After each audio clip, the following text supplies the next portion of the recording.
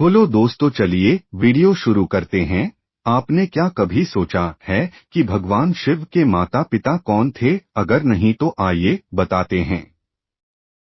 दरअसल जिस भगवान शिव की हम आराधना करते हैं वो भले ही हो निराकार और सृष्टि के संहारक, लेकिन उनकी खुद की ही उत्पत्ति दो लोगों के मिलने से ही हुई है, और वो लोग हैं सदाशिव और अंबिका।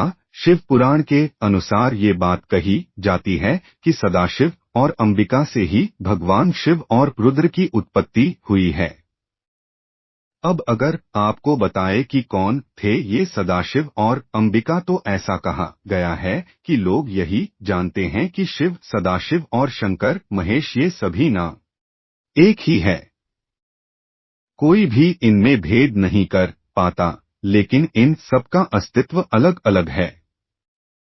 जब हम शिव का नाम लेते हैं तो हम निराकार ईश्वर की बात करते हैं, लेकिन जब हम सदाशिव कहते हैं तो हम ईश्वर की महानात्मा की बात करते हैं। भगवान शंकर या महेश माता सती या माता पार्वती के पति हैं, लेकिन जिनसे शिव जी की उत्पत्ति हुई उन्हें अंबिका कहा जाता है, जो कि तीनों देवों की जननी है।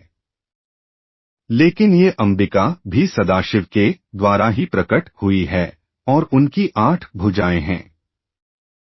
एक समय सदाशिव और दुर्गा को इच्छा हुई कि वो किसी दूसरे पुरुष की रचना करके इस सृष्टि की रचना और कार्यभार उसे सौंप दे। इसके लिए उन्होंने अपने बाएं अंग से विष्णु जी को प्रकट किया। परा शक्ति नहीं अपने दाई अंग से ब्रह्मा को उत्पन्न किया, परंतु तत्काल ही उन्होंने उन्हें भगवान विष्णु की नाभि में डाल दिया। इस तरह ब्रह्मा की उत्पत्ति विष्णु जी की नाभि से हुई। लेकिन ब्रह्मा जी इस बात को मानने के लिए तैयार नहीं थे और श्रेष्ठता को लेकर दोनों में युद्ध हो गया, और इसी लड़ाई के दौरान एक ज्योति लिंग प्रकट हुआ और उसने ये कहा कि तुम दोनों ने मुझसे अलग अलग जिम्मेदारियां ली है और अब मेरा रुद्र और महेश का स्वरूप इस सृष्टि के विनाश की जिम्मेदारी को डोट संभालेगा।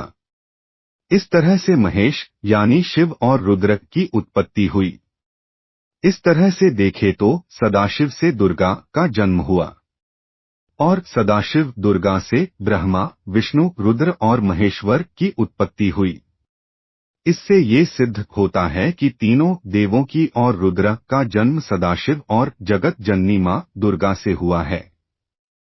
अगर आपको उस जगह के बारे में बताए जहां शिव जी की उत्पत्ति हुई हो तो वो कोई और नहीं बल्कि काफी है, नहीं पर सदाशिव और दुर्गा एक साथ रहे।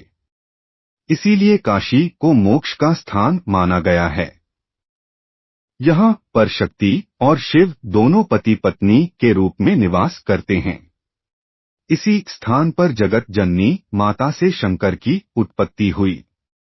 अगर दोस्तों आपको हमारी वीडियो पसंद आई तो हमारे वीडियो को लाइक और हमारे चैनल वास्तु ज्ञान को सब्सक्राइब जरूर करें और साथ ही बेल नोटिफिकेशन को ऑल पर सेट कर दे, जिससे हमारी हर वीडियो सबसे पहले आपके पास पहुंचे। धन्यवाद।